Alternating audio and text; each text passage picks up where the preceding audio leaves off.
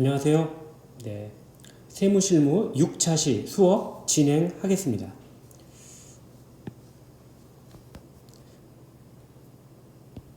여러분, 지금 이 시간에는 여러분이 다운받은 프린트가 있어야 그래야 실질적인 수업이 되겠습니다. 여러분들이 그것을 갖고 해주면 좋겠고요. 오늘 우리 수업의 목표는 조세법의 기본 원칙, 그리고 과세, 그리고 환급 요 부분까지 수업해 보겠습니다.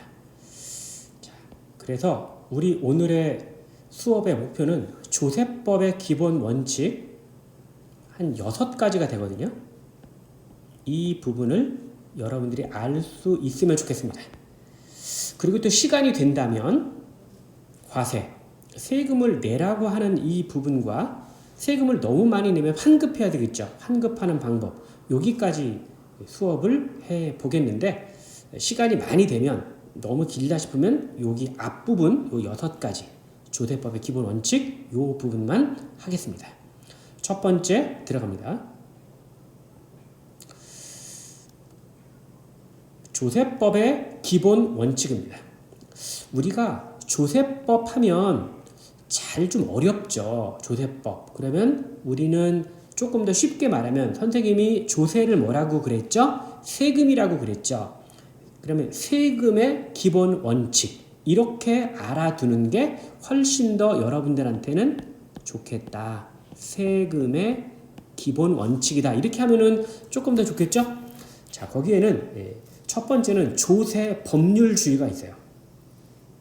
조세 법률주의. 조세, 그럼 세금의 법률주의인데 이게 무슨 이야기냐? 읽어볼게요. 법률에 의해서만 부가 징사할 수 있고 국민은 법률에 의해서만 납세 의무를 진다. 이게 무슨 이야기냐면 이런 겁니다. 국가와 국민이 있어요. 국가는 국민한테 세금을 내라고 할 때 법률에 의해서만 부과하고 법률에 의해서만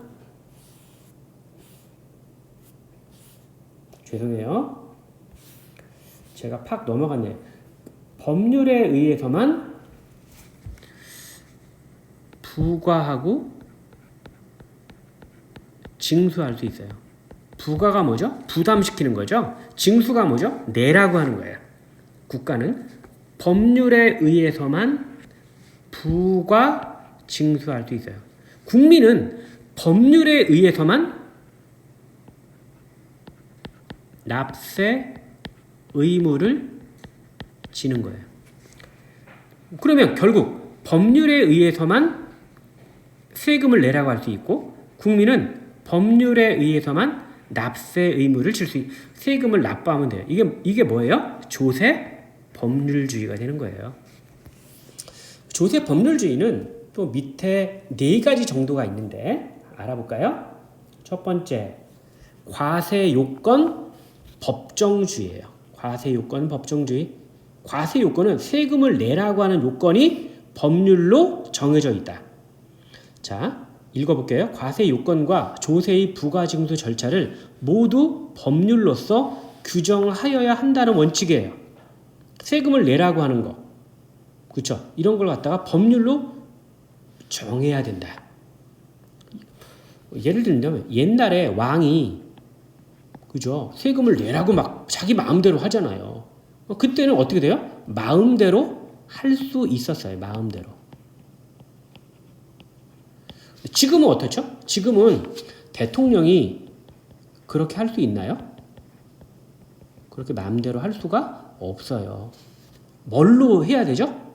반드시 법률에 의해서만 할 수 있어요.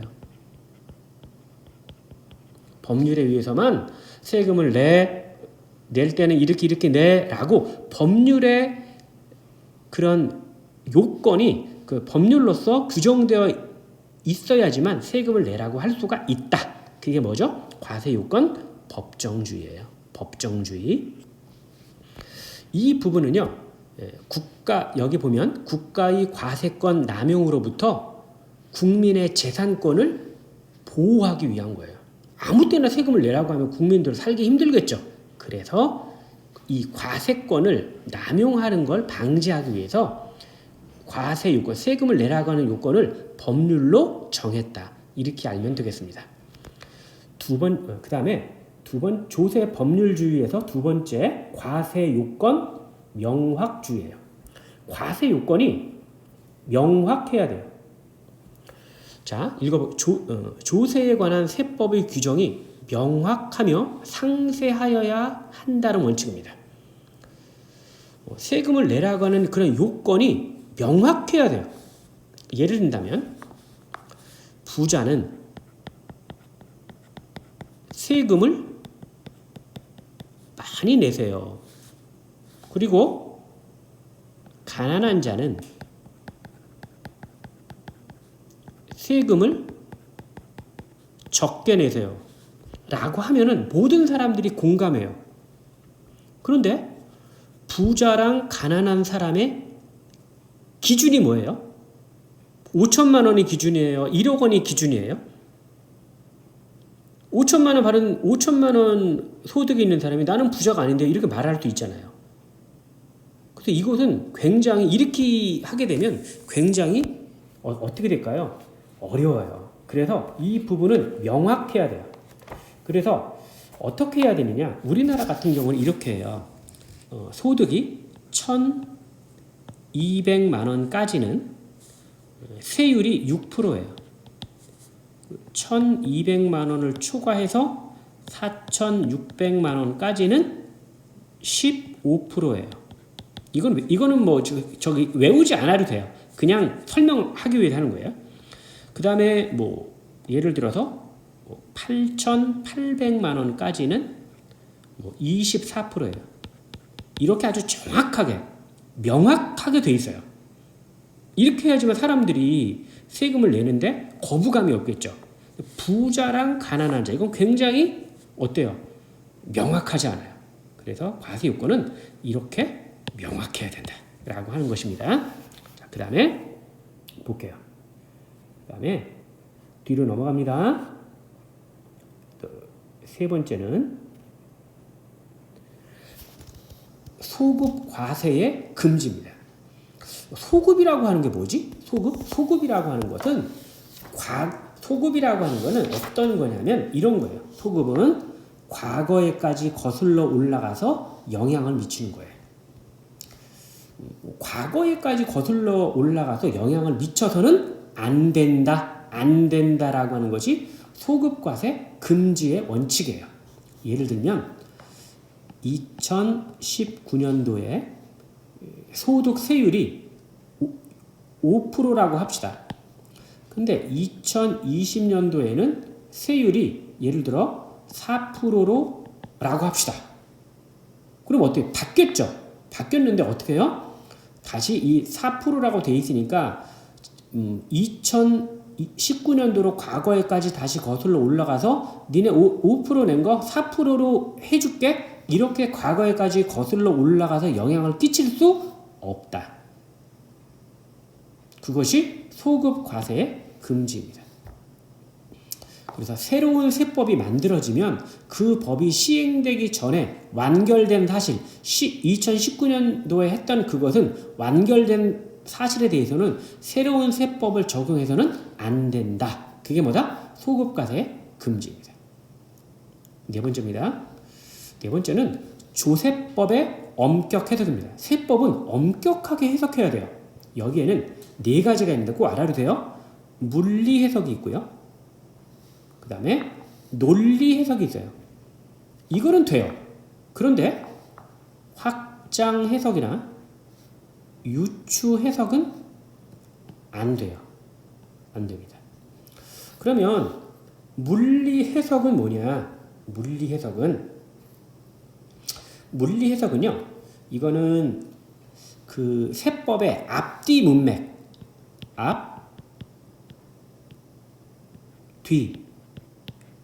앞뒤를 잘 세법의 앞뒤 그런 문맥을 잘 보고 맞게 그렇게 해석해야 된다는 거예요. 논리 해석은 뭐냐? 논리 해석은 세법의 취지나 내용을 잘 살펴봐서 해석하는 거예요. 이렇게 물리 해석과 논리 해석은 가능하다. 그런데 확장 해석, 이거는요, 그냥 뭉뚱그려서 해석하는 거예요. 유추 해석은 뭐냐? 그럴 것 같다. 대충 그럴 것 같다라고 하는 거예요. 그렇게 해서 적용하면 어떻게 되죠? 사람들은 거부하겠죠. 그래서 물리 해석, 논리 해석은 된다. 그러나 확장 해석과 유추 해석은 안 된다. 알아두세요. 자, 그 다음 보겠습니다. 그 다음 보면 조세 평등주의가 있어요. 세금이 평등해야 된다는 거예요. 평등한 게 굉장히 좋겠죠. 여기서 조세, 세금을 부담하는 것은 담세력에 따라서 해야 돼. 담세력. 그럼 담세력이 뭘까? 담세력은 세금을 부담할 수 있는 능력이에요. 세금을 부담할 수 있는 능력입니다. 세금을 부담할 수 있는 능력에 따라서 국민에게 공평하게 배분되는 것입니다. 공평하게 해야 돼요. 요게 첫 번째입니다. 요게 첫 번째. 그래서 부자는 세금을 많이 내야 되고 가난한 사람은 세금을 적게 내야 된다. 이것은 어떻게 돼요? 조세 평등주의입니다. 평등한 거죠. 왜? 세금을 부담할 수 있는 능력에 따라서 많이 내고 적게 내는 거니까. 또 하나는 세법을 해석하고 적용하는 데 있어서 국민을 평등하게 취급해야 한다. 다시 말하면 부자나 가난한 자는 세금을 많이 내고 적게 내기 때문에 적게 낸다고 불평등하게 해서는 안 되고 법 앞에서는 평등하게 대해야 된다. 이게 두 번째인 것입니다. 알겠죠?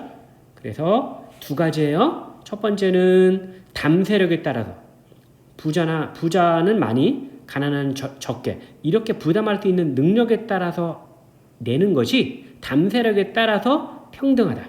첫 번째.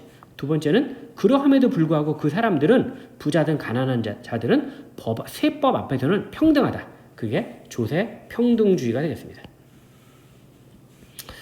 마지막이죠. 신의, 성실의 원칙이에요. 신의가 뭐죠? 서로 신뢰하는 거죠. 그리고 성실하게 해야 된다는 거예요. 자, 근데 그런 면에서 여기 나와 있는 요 뜻은 조금은 좀 아닌 것 같아요. 요거는 좀 아닌 것 같고요. 지워주세요. 미안합니다. 대신 자 보세요. 국가가 있죠? 그리고 국민이 있어요. 근데 어떻죠? 이 국가와 국민은 세금을 내라고 하겠죠. 근데 국민은 세금을 내기 싫어해요. 근데 세금을 내야 돼요. 그럼 이 두 사람, 이 국가와 국민 간의 사이는 어때요? 서로 안 좋아요. 세금을 내라고 하고, 여기 세금을 안 내려고 하고. 그러니까 서로 감정이 안 좋겠죠? 그럼 어떻게 해야 돼요? 그럴 때는 서로 신뢰를 가지고, 그리고 성실하게 그렇게 해야 된다. 라고 하는 게 뭐예요? 신의 성실의 원칙입니다. 이해가 되나요? 예, 좋습니다. 이렇게 해서 조세법의 기본 원칙은 다 끝났어요. 자, 그 다음 넘어갑니다. 그 다음에는 조세 채권의 확보예요. 이게 찍 거졌네요. 아까 했는데 미안해요. 네, 그냥 가겠습니다. 조세 채권의 확보입니다. 조세 채권의 확보인데 이 부분은 뭐냐면 이런 것이 될 것 같아요.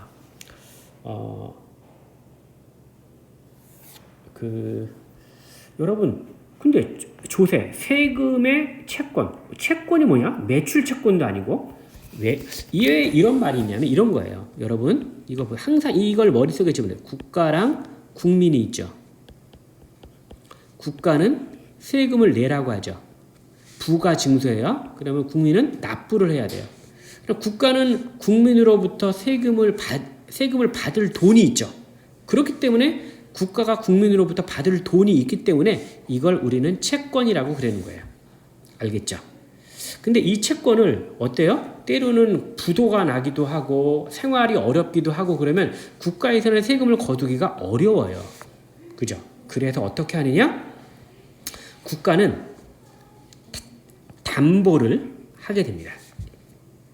담보를 받게 돼요. 담보를 국민으로부터 어떻게? 그게 물적 담보 혹은 사람을 담보로 한다면 인적 담보가 있어요. 그래서 그 사람이 가지고 있는 뭐 예를 든다면 은행에 저축을 많이 해뒀다, 주식을 많이 가지고 있다, 혹은 보증보험에 들었다, 이런 것을 통해서 어떻게 된다? 그 사람이 어려워진다 하더라도 세금을 많이 거둘 수 있는 거예요. 그게 뭐다? 첫 번째, 물적 담보예요. 두 번째, 인적 담보. 인적 담보는 뭐죠? 보증인을 세우는 거예요. 보증인을. 그죠? 그렇게 사람을 보증인으로, 만약에 세금을 내야 할 사람이 도망갔으면 보증인이 세금을 대신 내는 거예요. 그게 뭐다? 인적 담보라고 한다. 됐죠? 그 다음에 조세 채권을 확보하는 데는 국가에서는 국세 우선권이 있어요. 예를 든다면 우리는 국세를 낼 게 1억이 있어요.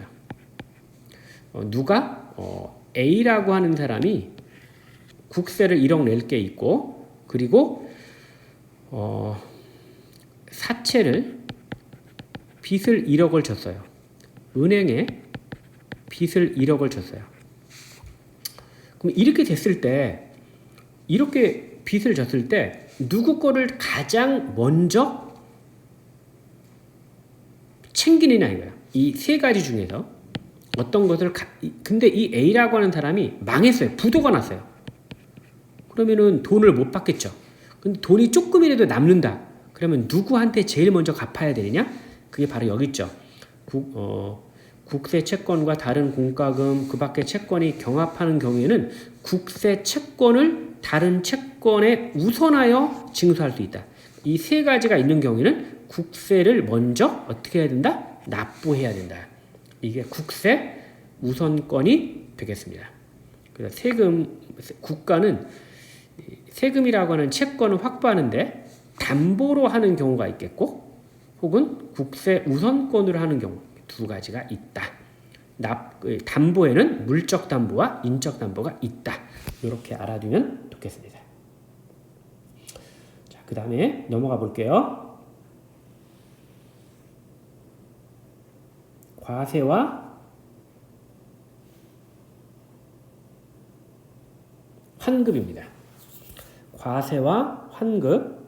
페이지 여러분들 프린트가 다른 프린트에 있죠? 과세와 환급이라고 돼 있어요. 과세와 환급. 과세 표준.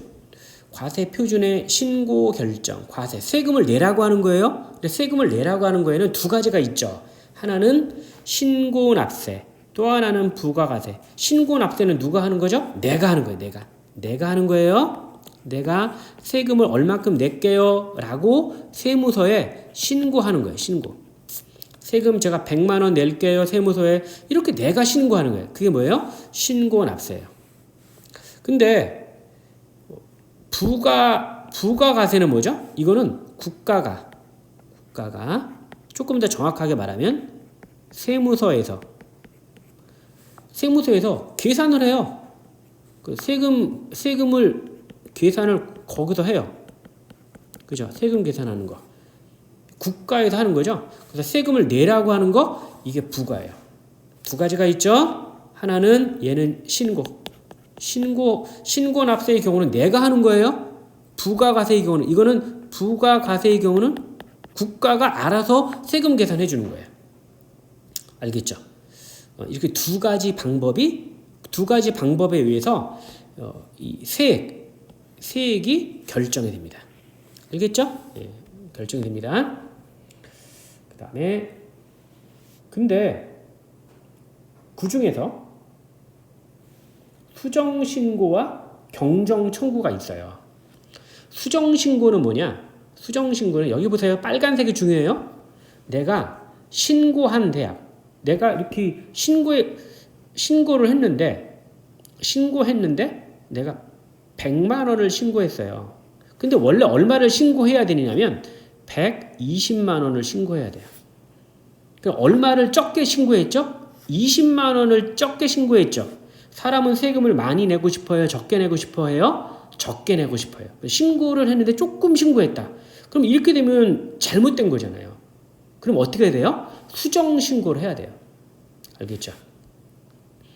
그래서 과세 표준과 세액이 신고해야 할 세액에 미달하는 부족한 경우는 수정해야 됩니다.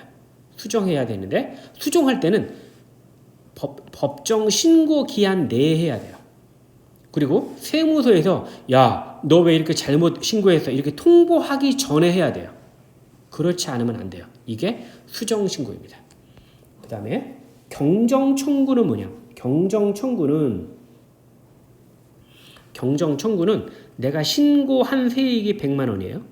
신고해야 할 세액이 90만 원이에요. 그러면 신고해야 할 것보다 내가 더 많이 신고했죠. 그럼 어떻게 돼요? 그럴 때는 줄여달라고 청구하는 거예요. 나 세금 너무 많이 냈어요. 저 줄여주세요. 라고 하는 게 뭐예요? 경정 청구예요. 알겠죠? 자, 내가 신고해야 될 것보다 적게 신고했다? 수정 신고. 그렇죠? 그죠? 신고해야 될 것보다 적게 신고했다? 수정 신고. 신고해야 될 것보다 많이 신고했다? 돌려주세요. 경정 청구. 이렇게 되겠습니다. 그 다음 마지막이에요. 조금 내용이 많죠? 과세와 환급까지만 할게요. 조금만 힘내세요. 과세와 환급. 세금을 내다 보면 어떻게 되죠? 돌려받을 수가 있잖아요. 돌려받으면 굉장히 좋겠네요. 이렇게 세금을 아까 내가 내야 할 세금이 100만 원인데 실제로 낸 게 120만 원이에요. 그러면 20만 원을 초과해서 냈죠. 그럼 어떻게 돼요? 돌려받아야 돼요. 그 돌려받는 걸 뭐라 그래요? 국세 환급금이에요. 환급세액이 있을 때는 납세 의무자한테 국가는 돌려줘야 돼요. 알겠죠? 그게 국세 환급금입니다. 근데 국세 환급금을 그러면 언제까지 돌려줘야 되느냐? 국세 환급금이 있으면 세무서장은 30일 이내 꼭 알아두세요. 30일 이내에 납세자에게 환급해 줘야 돼요. 알겠죠? 오늘 여기까지예요. 수업이 여기까지 했고요. 그 다음에 보면 단원이 끝났어요. 오늘 좀 시간이 좀 길었죠. 여러분들 그래도 끝까지 최선을 다해주기 바랍니다. 감사합니다.